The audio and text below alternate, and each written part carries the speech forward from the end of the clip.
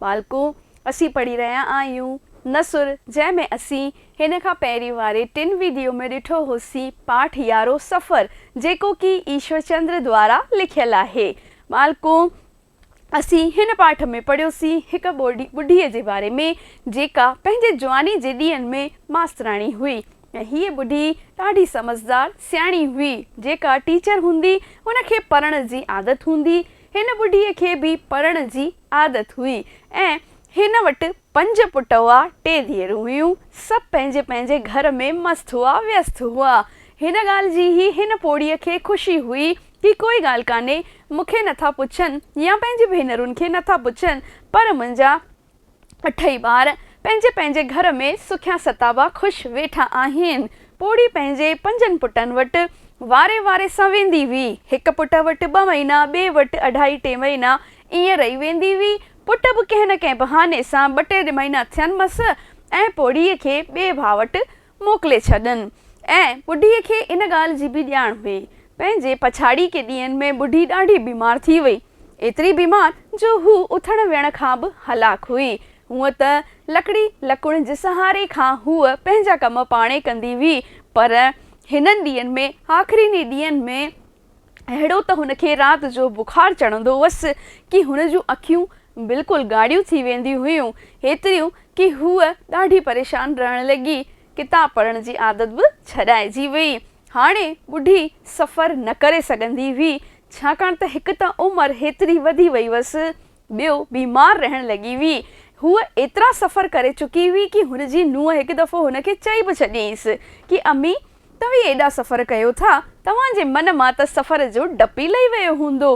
पोड़ी छा थी चवेसि कि अरे बेटा सफ़र इहो त कुझु बि कान्हे, मूंखे डपु आहे त हुन मुंहिंजे आख़िरी सफ़र जो जेको मूंखे न जाने किथे तय करिणो आहे, कहिड़े घर मां कहिड़े शहर मां मुंहिंजो उहो सफ़र आख़िरी सफ़र थींदो ऐं थियो बि ईअं ई। छाकाणि त बुढ़ी छा हुई सियाणी समझदार। हूअ जॾहिं पंहिंजे 3 नंबर पुट वटि रही हुई हुनखे थोरो वक़्तु थियसि ऐं पुट नुंहुं सोचियो त अम्मी हेॾी बीमार थी पई आहे, हिते अगरि जे गुज़ारे वई त 12 जो ख़र्चो 12 मासी जो ख़र्चो सॼो साल जेके मिजमान ईंदा वेंदा असां नौकिरी वारा 2 ज़ाल मुड़ुस किथां हिन जी सेवा करे सघंदासीं, न ई असां महिमाननि खे ॾिसी सघंदासीं अगरि ही मरी वई त। ऐं उहो पंहिंजी माउ खे मोकिले थो पूना पंहिंजे वॾे भाउ वटि मुरारी जंहिंजो नालो असांखे ॿुधायो वियो आहे ऐं बुढ़ी हुनखे मना बि कयईंसि कि मूंखे न वञिणो आहे पर हूअ वधीक बहस न कंदी हुई पंहिंजे छोकिरनि सां। सोचींदी हुई समझदार आहिनि, पाण वॾा थी विया आहिनि, हाणे जीअं कनि तीअं ठीकु आहे। इहो ई थियो जॾहिं पंहिंजी माउ खे हू ट्रेन में विहारे थो ऐं चवेसि थो कि मां तोखे हितां ट्रेन में विहारे छॾंदसि, हुते भैया तोखे वठणु अची वेंदई, तोखे का बि दिक़त न थींदी छाकाणि त मां तुंहिंजी रिजर्वेशन कराए छॾी आहे। हू पंहिंजी माउ खे ट्रेन में विहारे चवेसि थो कि मां तुंहिंजे लाइ चांहि थो वठी अचां। जॾहिं चांहि वठणु वञे थो वापसि मोटे थो ॾिसे थो त पोड़ी गुज़ारे वई, हिन फ़ानी संसार मां हुन चालाणो करे छॾियो आहे ऐं उहो कहाणी इते ई ख़तमु थी वञे। हिन कहाणी जो नालो आहे बालको सफ़र ऐं हिते ॿिन्हिनि सफ़र जी ॻाल्हि कई वई आहे। कहिड़ा सफ़र? जेको सफ़र असीं पूरी ज़िंदगी तय कंदा आहियूं, उहो सफ़र गॾोगॾु असांजी ज़िंदगीअ जो आख़िरी सफ़र। पोड़ी जी ज़िंदगी जेको आख़िरी समय हो सफ़र में ई पई गुज़रे ऐं आख़िर में बि हुनखे पतो न हो त हुनजी मौत किथे थियणी आहे, ट्रेन में थियणी आहे। हुन पंहिंजो साहु ट्रेन जी बर्थ ते छॾियो ऐं जंहिं पुटु हुनखे मोकिले पियो ज़िमेदारी खां बचण लाइ उन ई पुट वटि हुनजी ज़िमेदारी सॼी अची वई। अचो त बालको हिन पाठ 11 सफ़र जो अॼु असीं चौथों ऐं आख़िरी वीडियो ॾिसंदासीं जंहिंमें असीं कंदासीं बालको अभ्यास प्रश्न यानी कि सुवालनि जा जवाब। तव्हां पाण सां गॾु तव्हांजो दर्सी किताब साहित्यिक पुष्प दर्जो 10 खणी वेंदा, गॾोगॾु कॉपी ऐं पेन बि खणी वेंदा छाकाणि त तव्हां ॾिसी करे हिननि सुवालनि जा जवाब कॉपीअ में लिखंदा वञो। इहे जेके सवाल आहिनि से पाठ ख़तमु थियण खां पोइ अभ्यास प्रश्न जे रूप में तव्हांजी किताब में ई ॾिनल आहिनि, उहे ई आहिनि बालको। तव्हांखे इम्तिहाननि जी अगरि तव्हां तयारी कयो पिया त केवल हिननि सुवालनि ते आधारित न थियणो आहे, हिन खां अलावा बि सुवाल कॉपीअ मां किताब मां पुछी वञी सघनि था, विच विच मां ठही अची सघनि था। अचो त सुवाल पहिरियों कयूं, हवाला ॾेई सम्झायो। त बालको पहिरीं असीं छा कंदासीं? हवालो। हाणे हिते ॾिसो, सभिनी खां पहिरीं त असीं हवालो था पढ़ी वठूं। हवालो छा आहे? हीअ कोई न कोई ॻाल्हि आहे, कोई न कोई जुमिलो आहे जेको तव्हांजे दर्सी किताब जे हिन पाठ मां खयो वियो आहे। अड़ी हिन सफ़र जो त को डपु कोन्हे, डपु अथमि उन सफ़र जो जंहिंमें कुझु माण्हू कुल्लो ॾेई वञी माॻ पहुचाए ईंदा आहिनि। बालको अगरि तव्हां पाठ ध्यान सां पढ़ियो हूंदो, सम्झो हूंदो, त तव्हांखे इन ॻाल्हि जी ॼाण हूंदी कि इहे ॻाल्हियूं कंहिं चयूं आहिनि। हींअर बि जॾहिं असीं शुरूआत में हिन वीडियो जे दौरान ॾिठोसीं, हिकु दफ़ो पढ़ियोसीं हिन पाठ खे, त उन में छा ॾिठोसीं कि इहे अखर कंहिं चया आहिनि? पोड़ीअ ॿुढीअ पंहिंजी हिकिड़ी नुंहं खे चया आहिनि। बालको हाणे हिते ॾिसो, मां सुवाल जो जवाबु हवालो कीअं खोले सम्झायो आहे। मथियां अखर ॿुढी पंहिंजी नुंहं खे, पर हिन खां पहिरीं तव्हांखे उहे लाइनूं जेके तव्हांखे मां हमेशह हवाला लिखाईंदे वक़्तु, सम्झाईंदे वक़्तु चवंदी आहियां, उहे ज़रूरु लिखणियूं आहिनि। छाकाणि त किताब ऐं दर्जो त सेम आहे, पर पाठ ऐं लेखक त अलॻि अलॻि आहिनि। त असीं हिन जी शुरूआत कीअं कंदासीं? मथियां अखर असांजे दर्सी किताब साहित्यिक पुष्प दर्जो 10 जी किताब जे पाठ 11 सफ़र मां वरितल आहिनि। हिन जा लेखक श्री ईश्वर चंद्र जिन आहिनि। तव्हां चाहियो त 2 लाइनूं लेखक साहिब जे बारे में लिखी सघो था, पोइ पैराग्राफ मटे सघो था। इहे 5-4 लाइनूं लिखी करे पोइ तव्हांखे हीअं हवाले खे खोले सम्झाइणो आहे। मथियां अखर ॿुढीअ कंहिंखे चया आहिनि? पंहिंजी नुंहं खे। कहिड़े वक़्तु चया आहिनि? तंहिं वक़्तु चया आहिनि जॾहिं हुन जी नुंहं हुन खे चवेसि थी कि अमी तव्हां जेको आहे अलॻि अलॻि पुटनि वटि रहो था। पोड़ी छा कंदी हुई? पंहिंजे 5 पुट वटि वारे सां रहंदी हुई। छो? छाकाणि त कंहिं हिक ते बोझो न पवे। त अमी तव्हां हर सफ़र था कयो, त तव्हांजे मन मां त सफ़र जो डपु ई लही वियो हूंदो। ऐं हूअ छा कंदी हुई? हर 2-3 महीने सफ़र कंदी हुई। नुंहं चवेसि थी कि तव्हांजे मन मां त सफ़र जो डपु ई लही वियो हूंदो। तॾहिं पोड़ी चिंता विचां मथियां अखर चया। कहिड़ा अखर? हीअ अखर बालको जेको असांखे हवालो ॾिनो वियो आहे। हीअ अखर पोड़ी छा चया हुआ? चिंता विचां चया हुआ। छो? छाकाणि त हुनखे इन ॻाल्हि जी ॼाण ई कान हुई कि हुनजो आख़िरी सफ़र किथां, कहिड़े शहर मां, कहिड़े घरां शुरू थींदो। डपु ई लही वियो हूंदो। तॾहिं पोड़ी चिंता विचां छा थी चवेसि? मथियां अखर कि अरे पुट, मूंखे त पतो ई कोन्हे कि मुंहिंजो मौत कहिड़े शहर में, कहिड़े पुट वटि कॾहिं थींदो। ऐं छाकाणि त ॿुढीअ जा सभु पुट छा कंदा हुआ? अलॻि अलॻि रहंदा हुआ। यानी हिकु शहर में त हुआ ई कान, अलॻि अलॻि शहरनि में हुआ। हिन सां गॾु को नौकरी कंदो हो, त को पंहिंजो कमु बिज़नेस कंदो हो। त पोड़ीअ खे छा डपु हो कि मूंखे पतो ई कान्हे। तंहिं वक़्तु नुंहं जे ॻाल्हि जो जवाबु ॾींदे मथियां अखर पोड़ीअ पंहिंजी नुंहं खे चया हुआ। अचो त ॾिसूं ॿियो हवालो असांखे हिते कहिड़ो ॾिनो वियो आहे। हूअं सच त इहो आहे पुट, मां त हाणे चङी तरह उथी वेही बि नथी सघां। हाणे हिन में बि तव्हांखे शुरूआत में 5 लाइनूं 4 लाइनूं जेके हमेशह असीं ॿुधाईंदा आहियूं कि हीअ सुतर सिटूं, उन खां शुरूआत करणी आहे। तंहिं खां पोइ असां जेको आहे हीअ जेको ॿुधायो आहे विच वारी मेन असांखे आंसर उहो लिखणो आहे। अचो त ॾिसूं हिन जो जवाबु कीअं लिखंदासीं। मथियां अखर ॿुढी पंहिंजे पुट जंहिं वटि हूअ पंहिंजे हयातीअ जे आख़िरी ॾींहंनि में रही हुई, तंहिंखे तंहिं वक़्तु चया आहिनि जॾहिं हुनजो 4 नंबर पुट ऐं नुंहुं पाण में इहो निश्चय था कनि कि हाणे ॿुढीअ खे ॿियनि भाउरनि वटि था मोकिलियूं।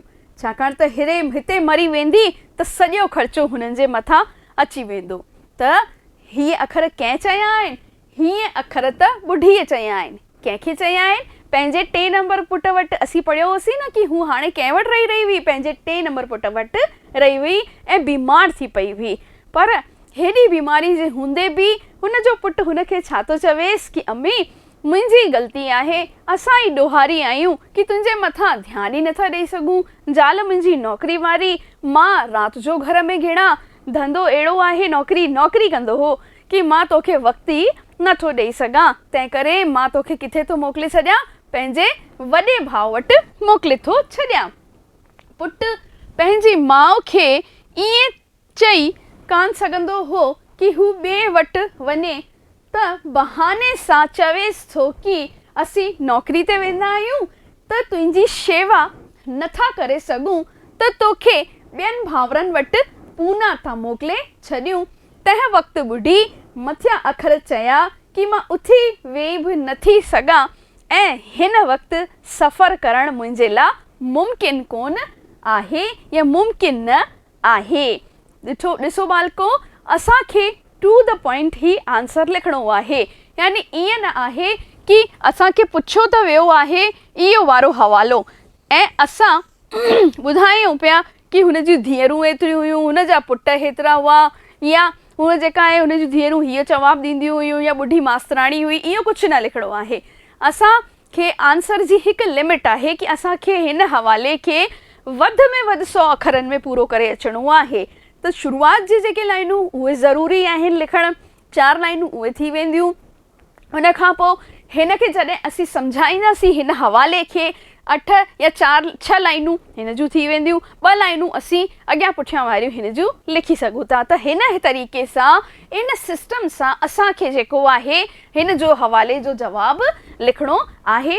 त ही वधि में वधि कोशिशि कजो कि 100 अखरनि खां मथे तव्हांजो हवालो न थिए। हाणे इहे 2 ई हवाला हिन में तव्हांजे दर्सी किताब में पुठियां जेके क्वेश्चन आंसर ॾिनल आहिनि उनमें ॾिनल आहिनि, पर असांखे ईअं न करिणो आहे बालको, असांखे सभु लिखी अचणा आहिनि। यानी कि कॉपी में तव्हां ॾिसंदा, लिखी किथे अचणा आहिनि, कॉपीअ में लिखणा आहिनि। पहिरीं त तव्हां प्रैक्टिस कंदा, छाकाणि त इहो इम्पॉर्टेंट पार्ट आहे।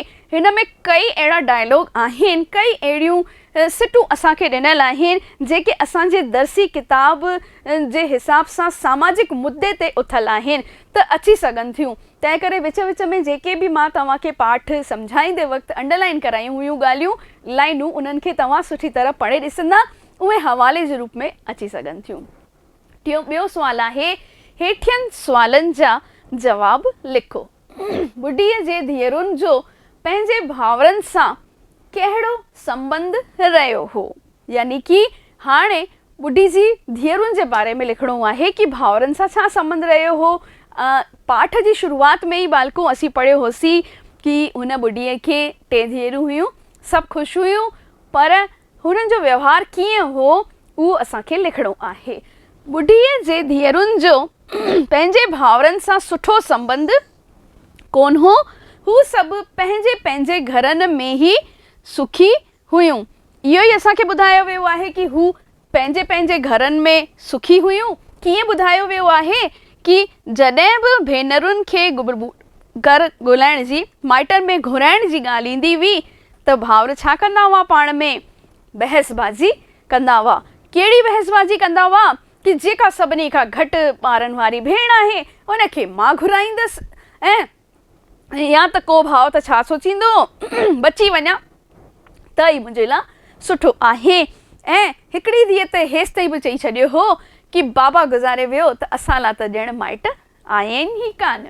सभिनी भाउरनि में छा थींदी हुई, बहस थींदी हुई। इहा ई ॻाल्हि बालको असांखे लिखणी आहे, छाकाणि त जेको ॾिनल आहे पाठ में असीं उहो ई लिखंदासीं। हिन में का अंदरूनी माना असांखे कान्हे कढणी कि केरु कहिड़ी भेण खे घुराईंदो। छोकिरुनि बि बाबे जे मौत पेकनि मां हिकु तरह मोह ई कढी छॾियो हो। होॾा भाउरनि खे बि इन ॻाल्हि जी का चिंता कान्हे त भेनरूं संदनि बारे में छा सोचीनि थियूं या छा थियूं चवनि, छाकाणि त भाउर छा हुआ, पंहिंजे पंहिंजे घर गृहस्थी में मस्तु ऐं व्यस्त हुआ। उहे इन ॻाल्हि जी बिल्कुलु बि फ़िकर न कंदा हुआ कि मुंहिंजूं भेनरूं मुंहिंजे बारे में छा थियूं सोचनि, अचनि वञनि कोन थियूं, फॉर्मेलिटी बि नथियूं कनि। न ई को भाउ घुराए थो त त कंहिंजे बारे में कंहिंखे बि सोचण जी फुर्सत न हुई। असांखे इहो ई हिन पाठ में ॾिनल आहे ऐं असीं हिन जो जवाबु ईअं ई लिखंदासीं। अचो त ॾिसूं 2.2 यानी कि ॿिए सुवाल जो ई ॿियो सुवाल कहिड़ो आहे। बुढीअ खे पंहिंजे पुटनि वटि वारे सां छो रहणो पवंदो। हाणे छो रहणो पवंदो हो, इहे असांखे जेकी असांखे किताब में ॾिनल आहे उहो ई असां आंसर हिते ठाहींदासीं। ॾिसूं त कीअं लिखणो आहे। बुढीअ खे पंहिंजे पुटनि वटि वारे सां हिन करे रहणो पवंदो हो छाकाणि त हू ख़ुदि होशियार हुई ऐं कंहिं हिकु पुट जे ऐं नुंहं मथां बोझ बणिजी करे न रहंदी हुई। हुन पंहिंजे हयातीअ जा बाक़ी ॾींहं सुख शांतीअ सां कढण लाइ हिसाब किताब विहारे छॾियो हो। ऐं कहिड़ो हिसाब विहारियो हुई? हुनखे ईअं लॻंदो हो त बसि जेकॾहिं बाक़ी कुझु रहियो आहे त बसि एतिरो ई त मौत ताईं हिकु लंबी यात्रा आहे जा बुढी पंहिंजे ई ढंग सां धीरे धीरे तय कंदी। यानी हिन हवालो इहो क्वेश्चन आहे कि पुटनि सां वारे वारे वटि छो रहणो पवंदो आहे। हाणे असीं इहो अनुमान लॻाए था सघूं बालको कि हुन वटि ख़ुदि जी का जॻह कान हुई। अगरि का संपत्ति का प्रॉपर्टी हुजे सां त ज़रूरु हुन जा पुट हुनखे ख़ुशी ख़ुशी पाण वटि ई हिकिड़ो पुटु राहे छॾे सां कि हल हुन जे मरण खां बैदि उहो प्रॉपर्टी मूंखे मिलंदी, संपत्ति धन दौलत मूंखे मिलंदी। पर असांखे अहिड़ो कुझु बि न ॿुधायो वियो आहे। तंहिंजो मतिलबु छा आहे कि हुन वटि अहिड़ो कुझु बि न हो। त बुढीअ छा चयो कि उन पंहिंजो ई हिसाब किताब विहारे छॾी। उन सोची कि भई 5 पुट आहिनि ऐं ज़िम्मेदारी बि मुंहिंजे पुटनि जी ई आहे त मां हिकिड़े पुट वटि बोझ बणिजी करे न रहां या हिकिड़ी नुंहं खे ईअं न लॻे कि मूं वटि ई सभरी अचु वञु आहे छाकाणि त जंहिं घर में वॾा हूंदा आहिनि उते अचु वञु ऐं ज़िम्मेदारी वधी वेंदी आहे। तंहिं करे उन छा सोचियो कि हिकिड़ो सफ़र त हुन पूरो करे छॾियो। हाणे जेकी हीअ हयातीअ जा कुझु ॾींहं बचिया आहिनि या कुझु साल बचिया आहिनि उन पंहिंजे ई मुताबिक़ मर्ज़ीअ मुताबिक़ जीअण चाहियां।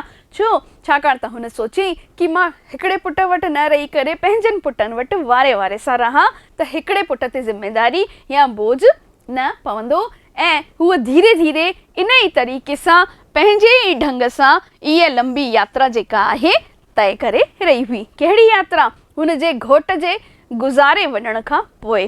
छाकाणि त जेसि ताईं घोटु हो तेसि ताईं हुन सां गॾु रहंदी हुई ऐं घोट जे गुज़ारे वञण खां पोइ हुन इहो निश्चय कयो कि मां पंहिंजे छोकिरनि वटि रहंदसि। हाणे टियों आहे बुढीअ खे कहिड़ो शौक़ु हो बालको। इहो असांखे हर 2 दफ़ा ॿुधायो वियो आहे। कहिड़ो शौक़ु हो बुढीअ खे? बुढीअ खे किताबुनि पढ़ण जो शौक़ु हो। ऐं तव्हांखे यादि हूंदो जॾहिं पाठ ख़तमु थियण वारो हो तॾहिं बि छा थियो, जॾहिं हूअ पंहिंजे ॿिए पुट वॾे पुट मुरारी वटि वञी रही हुई त हिकिड़े ॿार पोटे हुनखे चयो बि हुअसि कि अम्मी तोखे कोई किताब विताब आणे ॾियईं त सफ़र में पढ़ंदीअ। तॾहिं पोड़ीअ मना करे छॾियो हो। त बुढीअ खे कहिड़ो शौक़ु हो? किताब पढ़ण जो शौक़ु हो। ऐं इहो असां आंसर जवाबु कीअं लिखंदासीं? अचो त ॾिसूं। बुढीअ खे किताब पढ़ण जो शौक़ु हो छाकाणि त जवानी में हूअ मास्तराणी हुई ऐं मास्तर त पढ़ंदो ई पढ़ंदो। मास्तर छा कंदो? किताबनि ते किताब पढ़ंदो। हर मास्तर खे पढ़ण जो शौक़ु हूंदो आहे। हा, उहे किताब अलॻि अलॻि थी सघनि था कि कंहिंखे आखाणियूं त कंहिंखे नसुर पढ़ण जो। हिनखे हुन जी नुंहरुनि खे हिन जे पढ़ण जे शौक़ वारी ॻाल्हि न वणंदी हुई। पर जॾहिं नुंहरूं नौकरी ते वेंदियूं हुयूं तॾहिं या राति जो हूअ पंहिंजो इहो शौक़ु पूरो कंदी हुई। यानी कि असीं छा ॾिठोसीं कि हुन जी नुंहरूं छा कंदियूं हुयूं? हुनखे मना कंदियूं हुयूं, चवंदियूं हुयूं कि अम्मी हाणे नज़र घटि थी वई अथई, छॾे पढ़णु। ऐं डॉक्टर बि हुनखे हिदायत कंदी हुई। पर बुढी छा हुई? एतिरी त किताबनि पढ़ण जी शौक़ीन हूंदी हुई जो हूअ नुंहरुनि जे पुटनि जे मना करण बैदि बि किताब पढ़ंदी हुई। केॾी महिल पढ़ंदी हुई?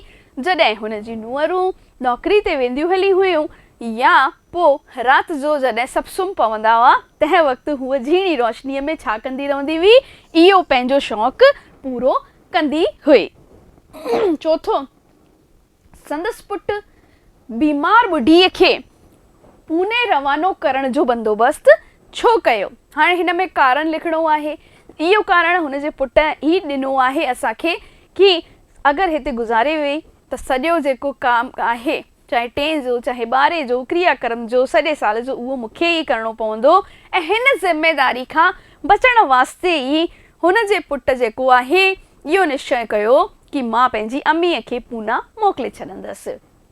संदसि पुट खे लॻो कि हुनजी माउ अगरि हुन वटि गुज़ारे वेंदी त सॼो ख़र्च हुनखे ई करिणो पवंदो, न केवल 12 जो ख़र्च पर सॼो साल को न को खिटराग लॻो पियो हूंदो आहे। बालको असीं इहो पढ़ियो होसीं कि अॼुकल्ह त सभु 12 ॾींहं 12 मासी करे छॾंदा आहिनि।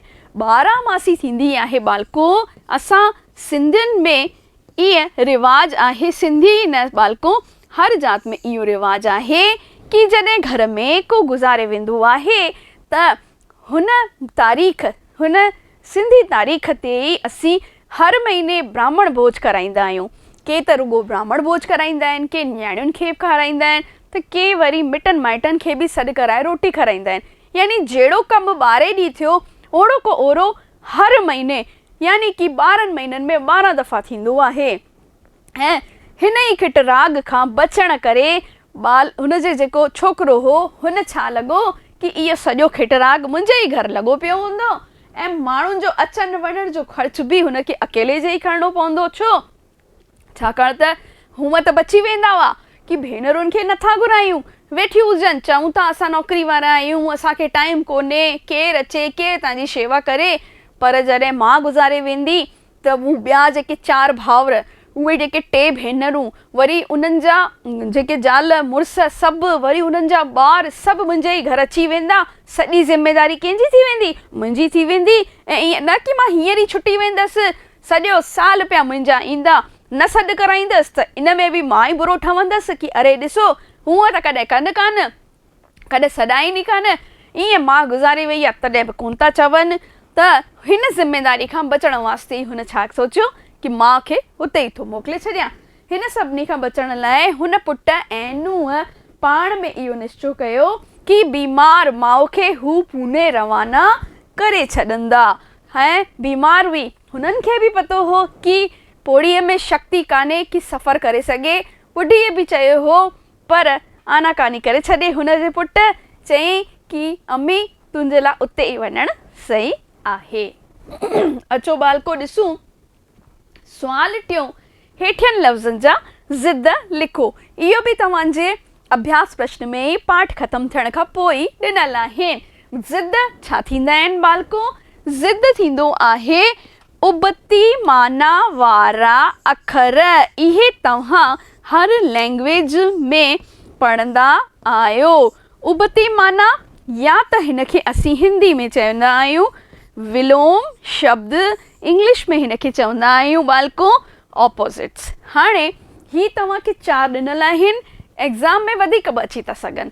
त उबती माना वारा अखर असांखे हिन में लिखणा आहिनि। यानी कि पहिरियों आहे बर्बाद। बर्बाद जो उबतड़ ज़िद थींदो आवाज़, घटि जो थींदो वध। पेका सावरा, पेका यानी कि असांजो माइटाणो पासो, सावरा यानी कि असांजे घोट जे पासो। निभागो सभागो, निभागो थींदो आहे बालको जंहिंजो भाग ई ख़राबु हुजे, सभागो जेको सुठे भागनि वारो हूंदो आहे। त ही ज़िद बि तव्हांजा पाठ जे ख़तमु थियण ते ॾिनल आहिनि, पर हिन में जेके आहिनि कई ज़िद अचनि था त उहे बि तव्हां ध्यान सां पढ़ंदा। हाणे चौथो सुवाल आहे माना ॾेई जुमिले में कमु आणियो। बालको इहे जेको आहे इस्तिलाह आहिनि जेके कि ग्रामर पोर्शन आहे। हाणे हिन इस्तिलाहनि जी पहिरीं त असांखे छा करणी आहे? मीनिंग लिखणी आहे, पोइ उन्हनि खे असांखे जुमिलो ठाहिणो आहे। तव्हां चाहियो त ही जुमिलो कॉपी में लिखी छॾियो ऐं एग्ज़ाम में लिखी अची सघो था, न त पोइ तव्हां पंहिंजा बि पंहिंजी मर्ज़ीअ मुताबिक़ उहो जुमिलो लिखी सघो था। हाणे हिकिड़ी ॻाल्हि तव्हांखे हिन में ध्यान में रखणी आहे बालको, जंहिं वक़्तु बि असीं जुमिलो ठाहियूं था त उन जुमिले में तव्हांखे हिन जी इस्तिलाह जी माना न लिखणी आहे। हुन में तव्हांखे इहो जेको इस्तिलाहो ॾिनल आहे न, सेम इहो को इहो हुन जुमिले में अचणु घुरिजे। हा, थोरी हेर फेर हिकु ॿ अखर जी थी सघे थी, कोशिशि पर इहो ई कजो कि जहिड़ो जुमिलो इहो जेको इस्तिलाहो ॾिनल आहे सो साॻियो तव्हां हिन वारे जेको तव्हांजो वाक्य सिट ठाहियो था, तव्हां जुमिलो सेंटेंस ठाहियो था, ओड़ो को ओड़ो उहो अचे। हाणे ॾिसूं असांखे कहिड़ा इस्तिलाह ॾिनल आहिनि। सूर पी वञणु, दुख जो इज़हार न करणु, यानी कि दुख खे पी वञणु, अंदरि ई रखणु, कंहिंजे साम्हूं इज़हार न करणु, शो न करणु। ऐं केरु सूर पीअंदो हो? पोड़ी सूर पीअंदी हुई। सूर यानी थींदो आहे बालको दुख, पीअणु हूअं त थींदो आहे कुझु बि ड्रिंक करणु, पर हिन में सूर पीअण जो मतिलबु आहे दुख जो इज़हार न करणु। जुमिलो आहे अक्सर ॿुढा माण्हू पंहिंजो सूर पी वेंदा आहिनि। या ॿियो बि कोई वाक्य अगरि तव्हांजे मन में अचे त जुमिलो अचे थो तव्हां उहो बि लिखी सघो था। त ॾिसो हाणे मां सेंटेंस हिन जो ठाहियो आहे, अक्सर ॿुढा माण्हू सूर पी वेंदा आहिनि, त ही सूर पी वञणु इहो जेको आहे सेम इहो इस्तिलाह हिते असांखे लिखणो आहे, छाकाणि त सूर पी वेंदा करे छॾियो आहे, छोकी हुते वञणु फिक्स नथो थिए, फिट नथो थिए, त इहो अखर थोरो मटियो आहे, पर माना उहा असांजी निकिरणु घुरिजे। अचो त ॾिसूं ॿियो कहिड़ो आहे। दॿ चाढ़णु चवंदा आहियूं न, मां त हुनखे दॿ चाढ़ी, मां त मुंहिंजी नुंहं खे दॿ चाढ़ी। अरे ईअं कीअं वेठी करी? मां त मुंहिंजी साहेड़ीअ खे दॿ चाढ़ी। दॿ चाढ़णु थींदो आहे बालको धड़का ॾियणु। हाणे ॾिसूं त हिन दॿ चाढ़ण खे कीअं वाक्य ठहंदो। पोड़ीअ पंहिंजी वॾी धीअ खे दॿ चाढ़ी। ठीकु आहे बालको, हीअ दॿ चाढ़ी अची वियो हिते, जेको असांजो हिते जुमिलो ॾिनल हो। अचूं त ॾिसूं टियों कहिड़ो ॾिनल आहे। ॿेघी मचणु यानी ज़ोर वधणु। शाहूकारी में अची शाहूकार खे ॿेघी न मचाइणु घुरिजे। अखर उहे ई आहिनि ऐं माना बि उहे ई पई निकिरे। चोथों आहे कन भरणु, चुगली हरणु, भड़काइणु, यानी कि कंहिंखे कंहिंजे खिलाफ़ कन भरिया।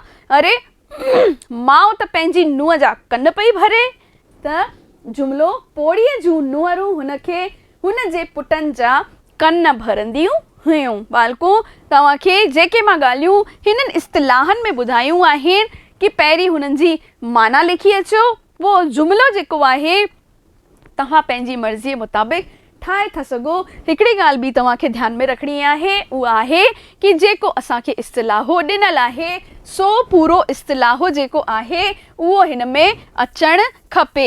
इस्तिलाहे में हीअ जेका ॻाल्हि असां चईसीं कि अहिड़ी जेका आहे असांजो इहो अचणु घुरिजे, कन भरणु। ऐं हिते मां ॾिसो लिखी छॾियो आहे कन भरियूंदियूं, यानी कि मां फिट त कयो आहे पर पूरो को पूरो हिन जी माना न लिखी आहे, हिन वारे खे हिते इस्तिलाहे खे फिट करे छॾियो आहे। त बालको इहो असांजो सुवाल हो चोथों, जंहिंमें कि असांखे इस्तिलाह ऐं उन्हनि जी माना ॾेई करे ऐं जुमिले में कमु आणणो हो।